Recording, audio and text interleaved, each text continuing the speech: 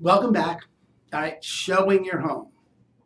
All right, so showing home. So now you've marketed, you've gotten out there on the multiple listing service, you've gotten out there, Craigslist, Zillow, and if it's on the multiple listing service, by the way, Redfin, Zillow, all those guys pick it up automatically. So it's out there, okay?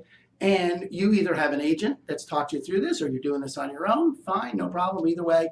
Right now, you've got to get people into the house to see it, okay? So if you have an agent, right, your agent's going to probably want to do open houses. Now, open houses are valuable to do. They do bring people through the house and they give people without agents an opportunity to see the house. That's particularly valuable for your real estate agent, okay? Just tell you the truth, very few people that go to an open house actually buy that house, okay? But people do go to open houses very early in their process of buying or selling, and a smart agent will get those people's names and numbers and follow up with them. So it's a marketing tool for your real estate agent. There's nothing nefarious about it. It's how business is done. However, you do get a lot of people that do come through your house, okay? And you got to be prepared to have people through your house, all right? Even though people may not buy that house, they'll buy another house.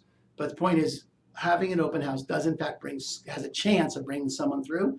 And if you want to get the most money in the least amount of time, you want to do everything, okay? So I would have an open house the first Friday night, Saturday, and Sunday it was on the market.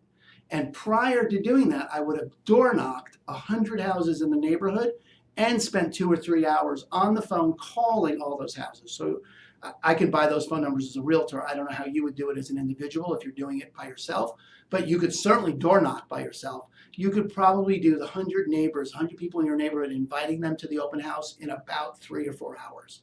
And you would just draft a letter, walk around, hi, we're having an open house this weekend. Do you know anyone who wants to be my neighbor? Be your neighbor, okay? We're leaving that out, right? That's the script. But I would do that, or I would hire someone to do it called a real estate agent. All right, now those people are going to come to your house. Plus, you're going to get people calling you during the week. Now, depending on the quality of the market, buyer or seller, like where you're at, it depends how long it's going to be on the market. You might have an offer review date, which is a little bit outside the scope of these videos. However, if you do have an offer review date, just know this, that's a date you're going to collect all the offers to create that bidding war we're talking about. That means your house will only be shown for a certain amount of time, say Friday through the following Thursday. Pretty typical, okay? But you do need to have the house available for the entire time. And that means you want to have clear instructions with your realtor in the multiple listing service about when the house can be shown, when it can't be shown. Pets need to be put away. You should not be there for the showings. Okay, there's under no conditions should you be present during the showings. Now, if it's a for sale by owner and they're coming by, if you're selling it by yourself and they're coming by with a realtor, great, do not be there. If you're selling it by yourself and they're not coming by with a realtor, fine, go ahead and be there. You're acting as your own realtor. But under no conditions should you expect your realtor or you to be there when there's another realtor there, okay? The realtor's checking in, they're licensed, they're bonded, realtors get their fingerprints done, and they really are that's relatively rigorous in terms of people being in your house. So you should take away anything that, valuables that might get stolen, things like that.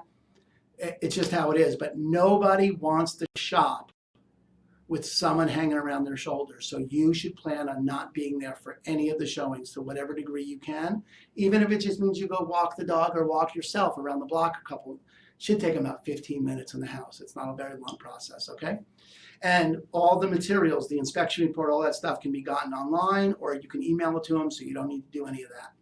But you should be prepared to show it. And the house must be maintained as clean, right? And I mean clean. I mean like empty, like clean, like it looks like a house, not your home. It means the laundry's done, it's dusted, and it just looks, you want to have like, wow, I wish I lived here.